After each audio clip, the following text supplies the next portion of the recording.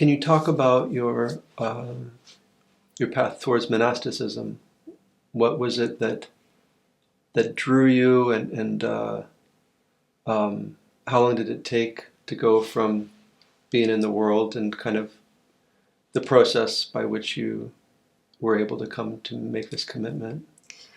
It's quite a journey. It's probably the journey of my whole life. So it might be.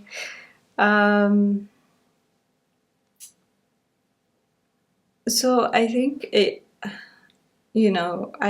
there's like traces of things that go way back into my childhood. Like I remember I was watching this film once about a saint named Saint Anna Simon.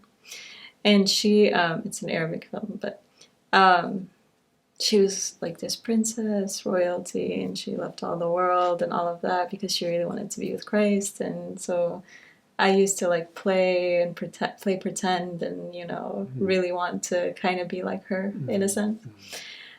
And maybe that was a seed that was planted like very early on. But I definitely struggled a lot growing up in an area like Los Angeles. I had a very, traditional home, but when I was 11 years old, my father passed away, and so it was just my mom at that point. And my siblings are quite a bit older than me. They're 10 and 8 years older than me, so they were grown, and I was just trying to figure out this whole new life with, the immigration, and with now my mom being a single parent. Yeah, without a father figure. Right, no. And her having to figure out life here on her own, and it was just, of course, but God gave a lot of grace. But there was definitely always a kind of like pull between, the world that I experienced at school, which was, the opposite extreme, and the world that I experienced in church and at home, which was a whole different thing. And I always struggled with my identity. I always didn't quite feel like I knew where I belonged in that sense. And I sought guidance for a long time, like just trying to figure out what was going on. And so high school, middle school, high school, and then college. College was kind of like the climax, and I remember that when I first got to college, I was like, I don't think I believe in God anymore, and I wanted not to believe in God anymore. Like I wanted to become atheist, just to kind of, I don't know, to start forming my identity. I wanted to know where I stood so that I could just, launch. I was like seeking to launch and never been able to. And so I spent a year of like a lot of struggle, and I got really depressed in college. It was a really tough time. And then when that internship came and I ended up moving to DC, it was there that I was able to meet a priest who was able, and some people who were able to guide me. And shortly after, then I met my spiritual father and met my Mother Superior and the sisters of the monastery. I actually met Mother Superior and the sisters of the monastery first, and it was like traveling back and forth, and going back and forth, like staying at the monastery for some time, and it just really felt like home and gave me a lot of comfort for like the upheaval that's inside of me. And by that point, I had resolved that I do believe in God, and I wasn't going to be able to escape that way, at least. And then it was really the teachings of my spiritual father and his guidance that finally set me free, and gave me like a real path to walk on in order to reach what I wanted to reach, which was to just find my life in God, which is not as simple as it sounds. And I think a lot of people sense that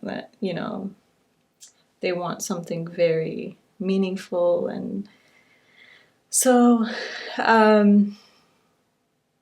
so then I started this path, and the other part of your question is how long did it take to kind of leave the world?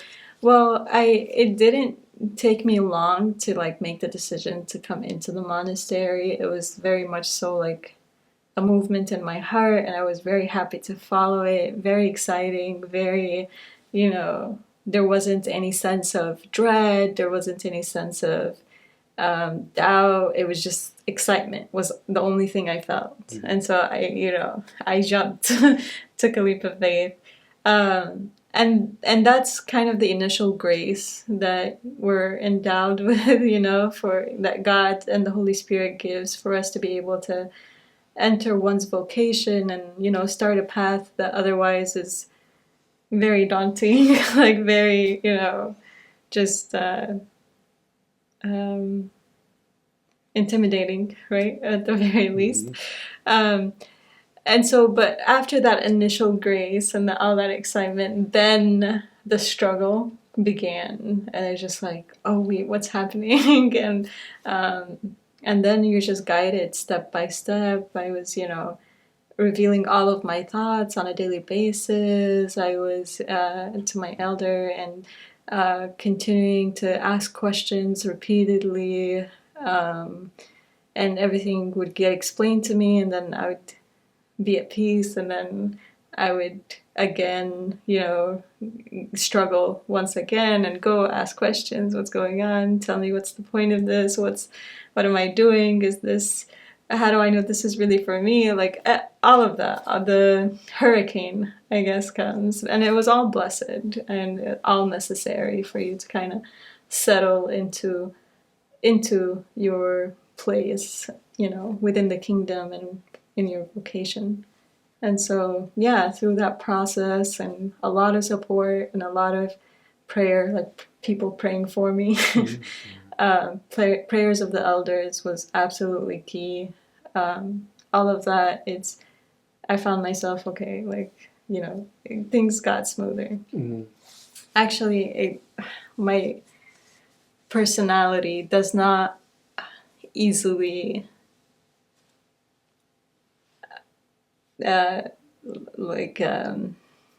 absorb the lifestyle of monasticism easily, because I like to be independent and be free and like to do, and so there was a lot of rewiring, understanding what true things are, what true freedom is, what true love is, what true, all of these things. That was the difficult part.